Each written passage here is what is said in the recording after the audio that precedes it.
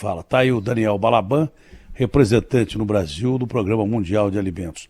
Daniel, é um prazer falar contigo mais uma vez. Daniel, como é que a gente pode morrer de fome no paraíso?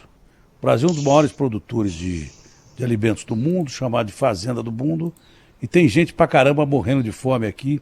Eu queria saber a tal ponto de que, qual é a qualificação do Brasil no ranking mundial da fome, que é um absurdo. Como é que você pode morrer de fome da fazenda do mundo, num setor que tem um agronegócio incrível? Como é possível isso? A gente já sabe, mas eu gostaria que você respondesse. Bom dia. Pois é, bom dia, Gatena. É sempre um prazer conversar contigo, com a tua audiência. É um contrassenso. O Brasil é um dos países mais ricos do mundo, está sempre entre as 10 maiores economias do mundo. É um país que é um celeiro, uma grande produção de alimentos, né, muita exportação de alimentos, mas infelizmente o caso brasileiro é um caso muito diferente dos países, inclusive, que nós trabalhamos muito com países em desenvolvimento que não tem estrutura de produção de alimentos. Então lá a gente poderia até considerar, né, que natural as pessoas não terem alimentos, né, para si, para sua família. Aqui no Brasil não, o problema brasileiro é exatamente um problema econômico.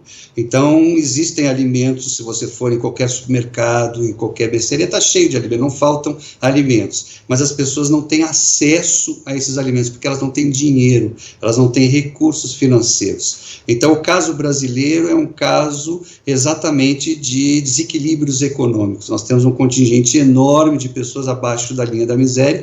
Quando um país rico tem um contingente, tem algumas pessoas, vamos dizer 1% da população, 2%, você pode até dizer, são alguns problemas daquela população.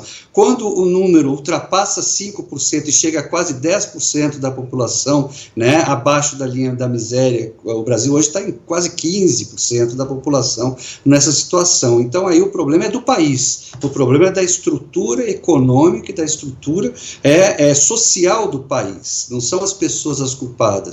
A culpa é do sistema, da maneira como o país está desenvolvendo as suas políticas públicas. Então está na hora de um debate muito forte, o Brasil acho que está fazendo isso, retornar a fazer investimentos públicos e também investimentos sociais e também melhorar, logicamente tudo isso não vai funcionar se a economia não voltar a girar fortemente, porque é a economia que faz com que esses desequilíbrios acabem desaparecendo. A pergunta é saber o que representa primeiro abaixo da linha da fome e qual é a colocação do Brasil no ranking da fome no mundo. Pois é, abaixo hoje existe um consenso de que as pessoas, são trabalhos que são acadêmicos, o Banco Mundial coloca que aqueles que ganham abaixo de $1,90 por dia, né, estariam abaixo da linha da pobreza num país como o Brasil. Existem outros conceitos, mas vamos pegar esse conceito do Banco Mundial. Então, no Brasil existe um contingente enorme de pessoas, né, que não conseguem ao longo do dia ter uma renda que é tão baixa, $1,90 a dia, né? $1,90, vamos botar $2, hoje seriam 10 reais, né? As pessoas não conseguem ter 10 reais ao longo do dia. Então você veja que então elas não têm acesso. Quase, né, 30 milhões de pessoas, né? Quase 30 milhões de pessoas. 30 milhões de pessoas. O que isso faz? É um desequilíbrio, porque essas pessoas, elas fazem algum tipo de trabalho. Eu conheço muito no Brasil as periferias, aí em São Paulo, aquelas pessoas que dormem na rua, tem muita gente que dorme na rua e trabalha porque não tem dinheiro, porque ela vai gastar o seu dinheiro se voltar para casa, então ela não volta para casa, né? Tem garçons que dormem ali na frente da mercearia do restaurante. Então está errado, não dá para continuar dessa forma. Então existe um desequilíbrio. Tudo bem, o pequeno comerciante sofre mais, mas os grandes têm capacidade de pagar um salário mais condizente, né, com o esforço da população.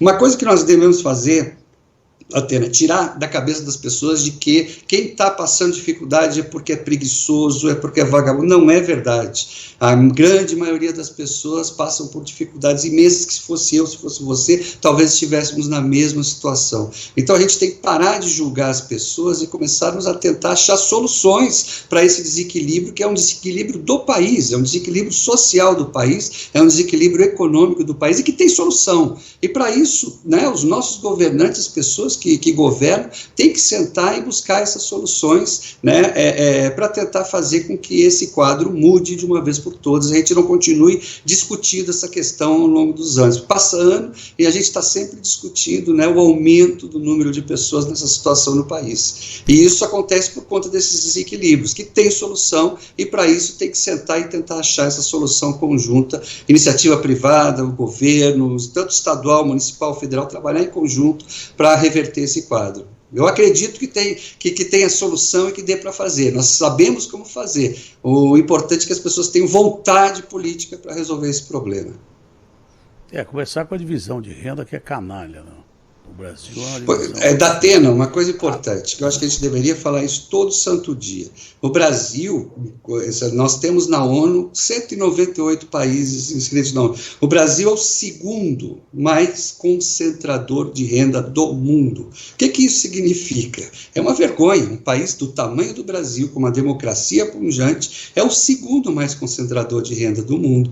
Então, nós somos mais concentradores de renda que vários países africanos, por exemplo, né, que já tem uma concentração de renda enorme. Então, isso é um desequilíbrio. Alguma coisa está errada dentro da estrutura econômica de um país que é o segundo maior concentrador de renda. Nós temos milionários, você sabe, tem fila. Se você quiser comprar um jatinho, tem fila. Se você quiser comprar um iate, tem fila, né? E enquanto isso, nós temos esse contingente enorme de pessoas passando fome. Então, não é possível. Ninguém está querendo que o dono do jatinho, o dono do iate fique mais pobre, mas a gente está querendo que haja uma divisão natural de renda e de riqueza no país. Não vão dizer que as pessoas estão pobres porque não merecem. Elas merecem, elas trabalham.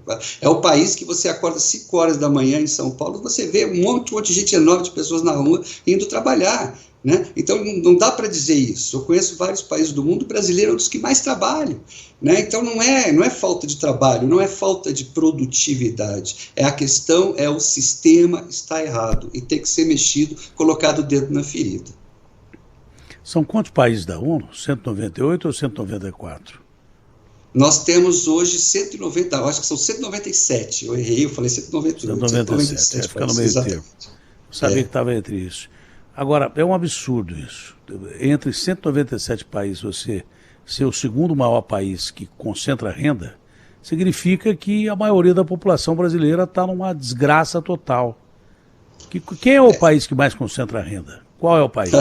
O país que fez a Copa do Mundo recentemente, o Catar. O Catar tem dono, é lógico que é o maior concentrador, porque existe um emir. Mas lá é diferente, que é dono, né? Lá é do Catar. Exatamente, lá não é uma democracia, é um Estado emirado, acabou, né? Tem um dono, né? O emir é dono do país, então você paga para viver lá no país. É lógico que a grande concentração... Não, pelo jeito o Brasil também tem dono.